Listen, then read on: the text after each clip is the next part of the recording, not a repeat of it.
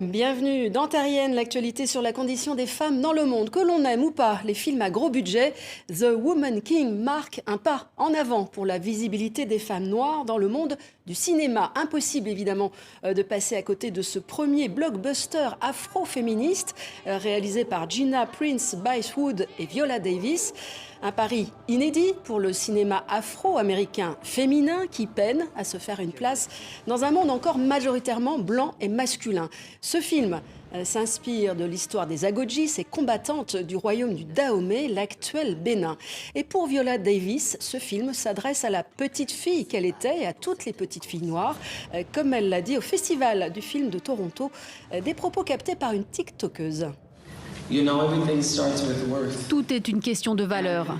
Et je pense que l'idée inhérente à notre culture, c'est que nous ne valons rien.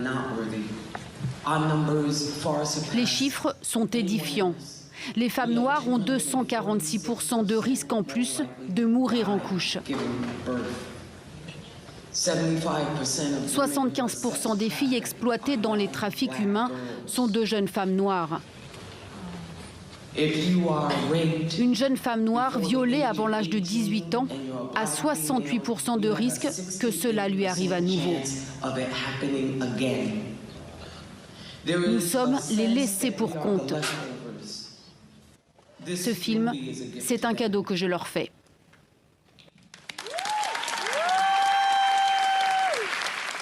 Oui, les Agojis faisaient déjà partie du casting du célèbre film au succès planétaire Black Panther. Oubliés par l'histoire, les revoici donc réhabilités, retrouvant ainsi leur statut d'héroïne. Une fierté pour le Bénin. En juillet dernier, une gigantesque statue de bronze de 30 mètres de haut a d'ailleurs été érigée à Cotonou. Alors justement, comment le public béninois a-t-il réagi à l'avant-première de The Woman King? Des réactions recueillies par le correspondant de TV5 Monde sur place. Et nous sommes dans la période où nous revendiquons cela, où nous revendiquons justement d'avoir eu des femmes braves qui ont marqué l'histoire de ce pays. Donc c'est un grand moment pour nous. Le film a montré l'histoire qu'on nous racontait le soir, les soirs, nos mamans nous racontaient en chansons. C'était comme ça, exact.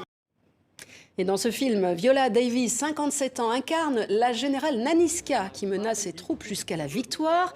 Pour cela, il a fallu que les actrices se plient à un sacré entraînement. Regardez plutôt. From swordplay, spears, machetes. I mean, I feel like a badass. Voilà, et puis dans le genre badass, Terrienne tenait aussi à saluer la réalisatrice française Alice Diop, dont le film Saint-Omer, déjà doublement récompensé à la Mostra de Venise, a été sélectionné pour représenter la France aux prochains Oscars. Le film sort en salle fin novembre. Nous serons au rendez-vous. Des dossiers à retrouver bien sûr sur notre site. Rendez-vous sinon à la semaine prochaine.